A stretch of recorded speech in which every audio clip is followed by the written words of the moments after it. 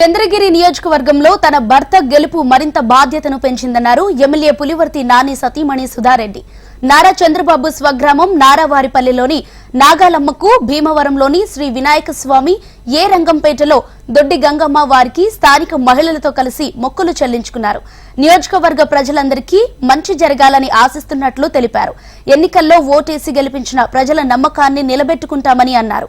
ఎమ్మెల్యేగా భార్యగా కాకుండా మహిళలందరికీ ఏ సమస్య వచ్చినా పోరాడేందుకు ముందుంటానని స్పష్టం చేశారు.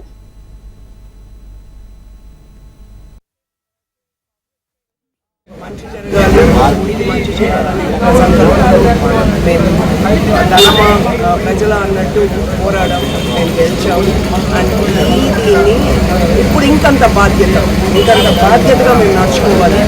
ఎవరు ఊహించిన మెజారిటీ అంటే ఊరికే వేసేయండి. ఈ నియోజకవర్గంలో పైన నమ్మకంతో వేసిన ఓట్లు ఇవ్వాలి. ఎందుకంటే అన్నీ ఒక ఎత్తు అయితే చంద్రగిరి ఒక ఎత్తు.